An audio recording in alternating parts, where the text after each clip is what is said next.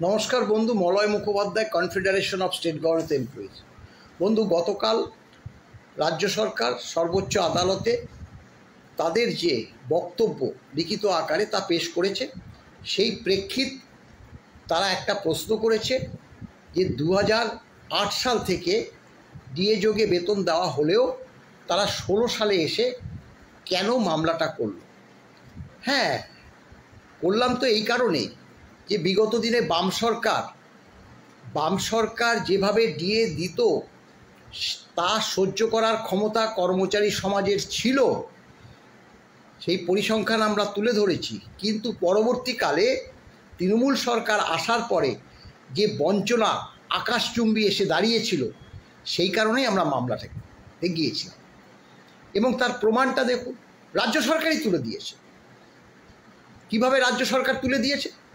কারণ যখন আমাদের মামলা উচ্চ আদালতে গেল, তখন কিন্তু সেই মাননীয় দেবাশিস করগুপ্ত, শেখর ববি সরাফ বলেছিল বর্তমানে এই রাজ্যের কর্মচারীরা কতটা ডিএ পায়, এবং অপরদিকে কেন্দ্রীয় সরকার সহ অন্যান্য রাজ্য সরকার, এমনকি দিল্লি চেন্নাইতে কর্মরত যে কর্মচারী আছে তারা কতটা ডিএ পায়। রাজ্য সরকারকে হলফনামা দিয়ে বলতে বলেছে। এখন সেক্ষেত্রে হলফনামা যখন দিয়েছে, এই যে আমাদের কাছে হলফনামা আছে, কপি দিয়েছে রাজ্য সরকার, তারা বলেছে, অর্ডার নাম্বার দিয়ে বলেছে যে হ্যাঁ 1/4/2008 থেকে ডিএ দিয়েছে। 1/4/2008-এ 2% ডিএ দিয়েছে, তখন সেন্ট্রাল গভর্নমেন্ট, এবং দিল্লি চেন্নাই পাচ্ছে 12%। তারপরে 1/6/8-এ 6%, তখনও 12%। কন্টিনিউয়াস ডিএটা চলছে। এবং আপনারা জানেন কি 1 বছর, অর্থাৎ 1/4/9 তখন আসলো আমাদের 12%। এই 1 বছরের ডিএ 3টে কিস্তিতে আমরা পেয়েছি। কিন্তু ওই 1/3/9 কেন্দ্রীয় সরকার এবং দিল্লি চেন্নাই পেত 22%। তারা বলছে 1/4/9 আমরা 16%, তখনও তারা 22%। ডিফারেন্সটা দেখুন, খুব বেশি না, কিন্তু আমরা 16, ওরা 22, 6%। এরপরে এক কিস্তি দিয়ে, অর্থাৎ এরপরে 1/12/2009 আমরা 22%, ওরা 27। খুব বেশি, 22 আর 5-এ 27 হচ্ছে, 5%। এক কিস্তির ডিফারেন্স ছিল 1/4/10, আমরা 27, ওরা 35। অর্থাৎ ওরা বলতে বুঝে নেবেন যে কেন্দ্রীয় সরকার, অধিকাংশ রাজ্য সরকার, দিল্লি চেন্নাই। এবার দেখুন 1/12/2010 শেষ ডিএটা দিয়েছিল বামপন্থ সরকার 8%। 27-এর পরে 8 যোগ করলে হয় 35%। এই শেষ ডিএ বামপন্থ সরকার দিয়ে বিদায় নিয়েছিল, তখন আমাদের ডিএ হলো 35%। দিল্লি চেন্নাই কেন্দ্রীয় সরকারের ডিএ হলো 35%। তাহলে এটা নিয়ে বারংবার আমাদের মাননীয় আইনজীবী বিকাশ রঞ্জন ভট্টাচার্য বলেছে, এবং আদালতেও সেই প্রশ্ন তুলে ধরেছে। 2010 সালে তারা তো বলেছে 2010 সালে যদি ডিএ রাজ্য সরকার এবং কেন্দ্রীয় সরকারের যদি এক লেভেলে চলে আসতে পারে, পরবর্তীকালে এত কেন বকেয়া হলো? উত্তর দিতে পারেনি। এখানেই তো থেমে থাকেনি, একদম শেষ দিন পর্যন্ত হলফনামা দিয়ে কত ডিএ সেটা বলেছে। এবং এই যে গেল 35%, ওদেরও 35%। এবার আসলো কারা? এবার আসলো কারা? এবং তারপরে যে আমরা কেন ডিএ মামলাটা করেছি, সেই যুক্তিটাই আমরা দেব। এবার 1/12 তৃণমূল সরকার এসে ডিএটা দিল, তখন আমাদের ডিএ 45%, কেন্দ্রীয় সরকার 65%। ভাবুন, তারপরে 1/1/13 আমাদের 52, 80-তে চলে গেল কেন্দ্রীয় সরকার, অন্যান্য রাজ্য সরকার, দিল্লি চেন্নাই 80%। 1/1/14 আমরা 58, তারা 100, অর্থাৎ 42%। আমরা বলেছি না, এক কিস্তি দিয়ে 58, 42। এবার 1/1/14-তে 58, ওদের 100। 1/1/15-তে আমরা 65% ডিএ পাচ্ছি, 113। কেন্দ্রীয় সরকার এবং অন্যান্য রাজ্য সরকার, দিল্লি চেন্নাই, তারা পাচ্ছে 113। এবার 1/1/16 1/1/16 1/1/16 অর্থাৎ 1/1/16তে দিয়ে দেওয়ার পর কেন্দ্রীয় সরকারের বেতন কমিশন গঠন হয়ে গেছে। আর কেন গঠন হয়ে গেছে? কারণ 1/1/16তে কেন্দ্রীয় সরকারের ডিএ 125%, দিল্লি চেন্নাইও 125% পাচ্ছে, আমরা তখন পাচ্ছি 75%। এই বঞ্চনা কি মেনে নেওয়া যায়? তাই তো 16 সালে এসে মামলাটা করেছিলাম। এটা কি অযৌক্তিক? মাননীয় কপিল সিব্বাল মহাশয়, আপনার কাছে প্রশ্ন, এটা কি অযৌক্তিক? আমরা যেখানে 75% ডিএ পাচ্ছি, সেক্ষেত্রে দিল্লি চেন্নাই কেন্দ্রীয় সরকার, অন্যান্য রাজ্য সরকার পাচ্ছে 125% ডিএ। তাহলে আমরা মামলায় যাব না? কারণ আন্দোলন তো করতে পারি না। আন্দোলন করলেই প্রতিহিংসা পরায়ণ হয়ে তিনি কর্মচারীদের উপর আঘাত আনতেন। তাই আমরা মামলায় গিয়েছি, পরিষ্কার বলছি।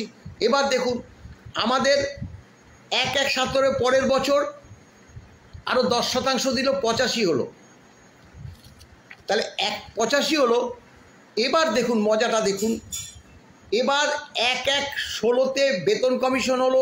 1/7/16 থেকে কেন্দ্রীয় সরকার দিয়ে লাগু করে দিল, 2% দিয়ে লাগু করলো। এখন কেন্দ্রীয় সরকার বেতন কমিশনের পরে ডিএ দিয়ে দেওয়া শুরু করলেও কেন্দ্রীয় সরকারেরও, কেন্দ্রীয় বিদ্যালয় বলুন, অটোনমাস বডি বলুন, তাদের যদি সেই সময় বেতন কমিশনটা লাগু না হলেও ডিএটা তো থেমে থাকবে না। ডিএটা তো থেমে থাকে না, ডিএটা তো কনজিউমার প্রাইস ইন্ডেক্স অনুসারে হয়, প্রত্যেক মাসে হয়। তা ডিএটা সেখানে এন্ড করে রাখবে নাকি? করেনি। তারা কিন্তু ওই ওল্ড ডিএ, অর্থাৎ এর আগের যে বেতন কেন্দ্রীয় সরকারের, সেই সরকারে তারা পেতে লাগলেন 136%, 125 পর 136%। তারপরের বছর তারপরের ডিএটা 142। তখনও কিন্তু আমাদের 125 আসেনি, আমাদের তখন 100, 85 পরে 134, 100 পরে আমাদের 100, ওদের 142। শুধু ওদের বলতে কি কেন্দ্রীয় সরকার না, দিল্লি চেন্নাইও। কারণ কেন্দ্রীয় সরকারের বেতন সংশোধন হয়েছে, রাজ্য সরকারের তো বেতন সংশোধন হয়নি। তাহলে দিল্লি চেন্নাইতেও তো বেতন সংশোধন হয়নি। তারাও তো ওল্ড যে বেসিকে, ওল্ড বেসিক কিন্তু কারেন্ট ডিএ। কি মজাটা!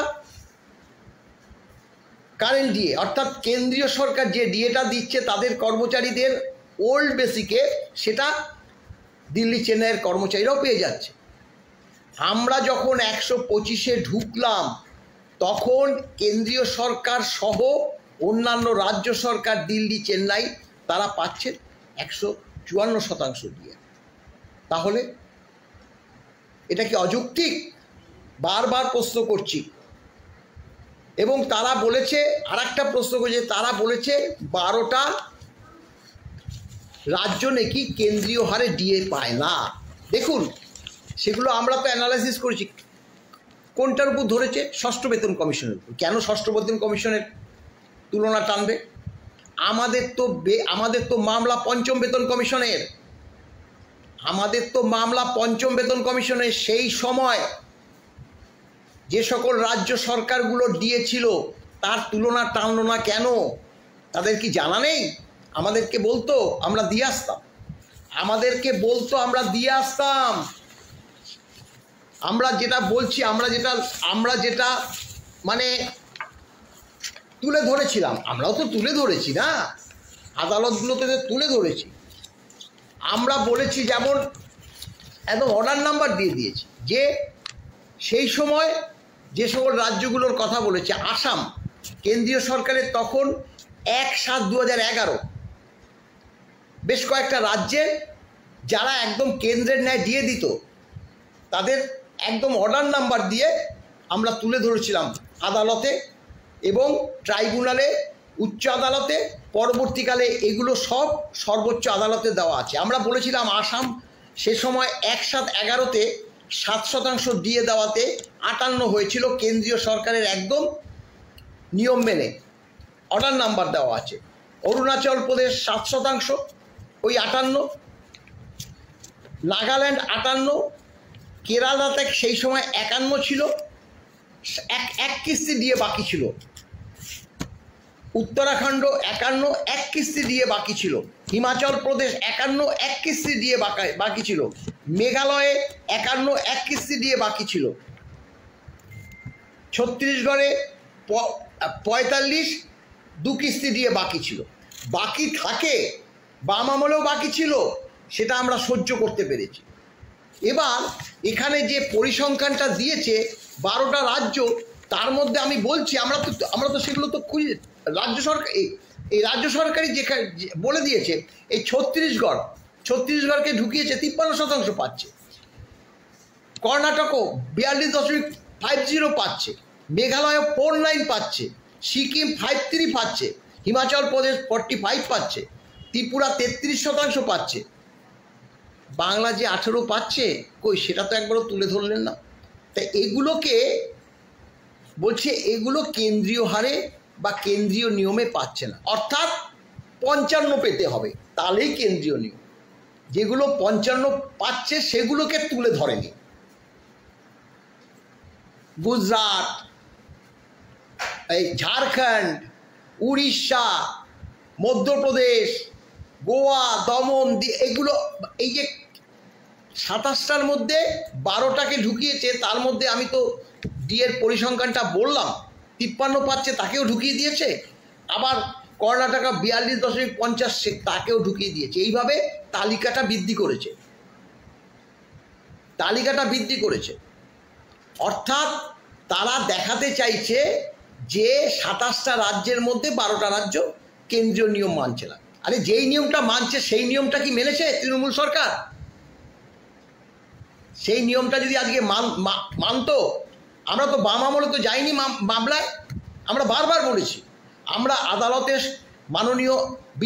মাননীয় আইনজীবীদের সঙ্গে আমরা আলোচনায় গিয়েছি, কনফারেন্স করেছি, বললো দেখ, এক কিস্তি দিয়ে বাকি থাকলে যদি তোরা মামলায় যাস, বলেছে তারা তো অভিজ্ঞতা, হলফনামা চাইবে যে কেন্দ্রের দিয়ে কত আর রাজ্যের দিয়ে কত, সঙ্গে সঙ্গে এক কিস্তি বা 2 কিস্তি দিয়ে বাকি থাকলে দিয়ে বলবে মহামান্য আদালত দেখুন কেন্দ্র এই শতাংশ দিয়ে, রাজ্যেরও এই শতাংশ দিয়ে মামলা দাঁড়াবে না। মামলা তো দাঁড়িয়েছে এই কারণেই, আমরা 75, কেন্দ্রীয় সরকার 125, দিল্লি চেন্নাই 125, সেই কারণে তো মামলা দাঁড়িয়েছে। এই মিথ্যে সংবাদগুলো পরিবেশন করেছে, এগুলো ধর্তব্যের মধ্যেই আসবে না, এটা আমরা জানি। অতএব কর্মচারীদের উদ্বিগ্ন হওয়ার কোনো কারণ নেই। আমরা আগামী দিনে মানে শুক্রবার আমরা পিটিশনটা জমা দেব, তার আগে আজ বা কাল, আজকে প্রচুর বৃষ্টি হয়েছে, হয়তো রাস্তাঘাটে জলমগ্ন, আগামীকালই আমরা মাননীয় বিকাশবাবু এবং মাননীয় ফিরদাস্বামীর সঙ্গে কনফারেন্স করে যে সকল তথ্যগুলো আমাদের কাছে জানতে চাইবে সেগুলো সব পরিসংখ্যান দিয়ে দেব। ভালো থাকবেন, নমস্কার।